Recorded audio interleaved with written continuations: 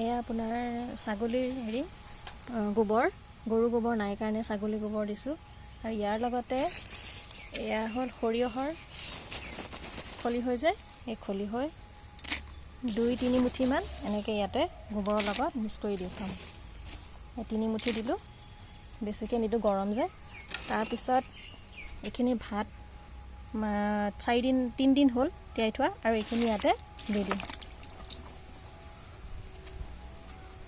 ইয়াৰ লগতে 1 মগ নিমপাত সিজাই থৈছিলোঁ, সিজাই থোৱা পানী 1 মগ, বহুত কাঢ়া হৈ আছে এইখিনি, সিজাই একদম কাঢ়া কৰি থৈছিলোঁ। 1 মগ বহুত হ'ব, 1 মগ দিলে ইয়াতে দি দিম। আৰু এইখিনি এতিয়া 1 বাল্টিং পানী দি এনেকৈ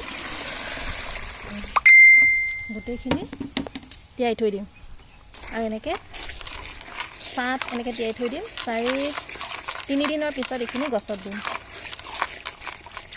এতিয়া যিহেতু বৰষুণ পৰিয়ে থাকিব, গতিকে তাতে গছৰ শিপাবিলাকত কিছুমান বেক্টেৰিয়া, মানে ক্ষতি কৰা বেক্টেৰিয়াই হ'ব পাৰে, শিপাবিলাক ক্ষতি কৰিব পাৰে। সেইকাৰণে তাতে নিমপাতৰ পানী দিয়াটো বহুত দৰকাৰ। আৰু এইখিনি এনেকৈ তিয়াই থৈ 3 দিনৰ পিছত এইখিনি গছৰ গুৰিত আৰু পানী মিক্স কৰি পেলাই গছৰ গুৰিত দিব লাগিব। আৰু এইখিনি খুব ঠাণ্ডা জেগাত, ডাইৰেক্ট ৰ'দ নপৰা ঠাইত এনেকৈ থৈ দিম 3 দিন। 3 দিনৰ পিছত আপোনালোকক এইখিনি কেনেকৈ দিম দেখুৱাম।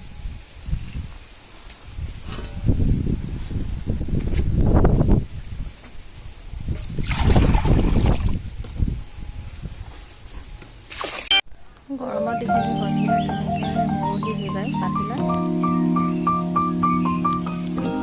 ৰ'দত 10টা বছৰ হ'বই নোৱাৰি।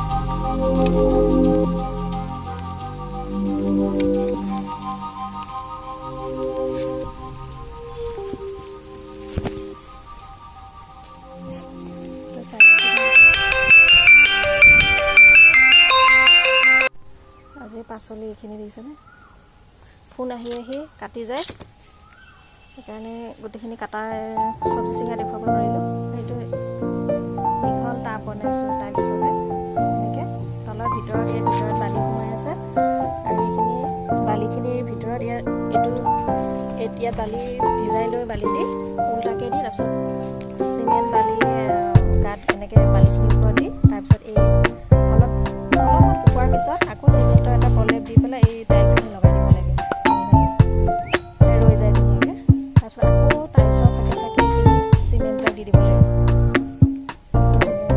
ইয়াত ৰং কৰিলে ধুনীয়া লাগিব যদি বেলেগ কালাৰ দি দিলে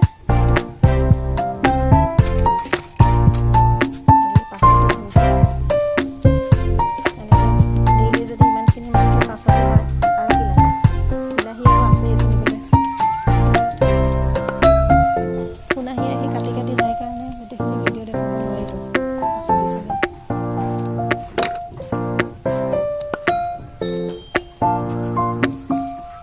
আৰু জলকীয়া কেইটামান পকি আছে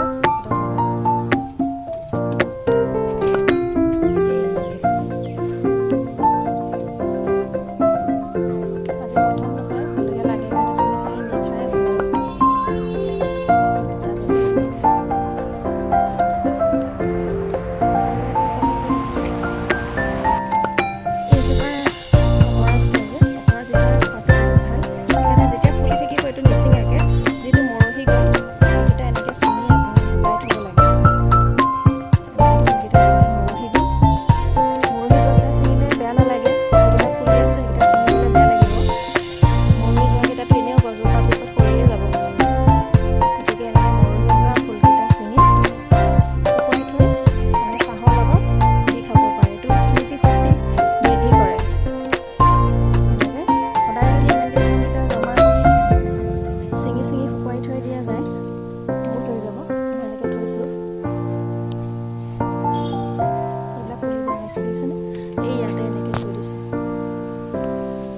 শুকাই আছে আৰু এইখিনি এটা জমা কৰিছোঁ এনেকৈ শুকুৱাই থৈ দিলে চাহৰ লগত দি খালে পুলি বনাইছোঁ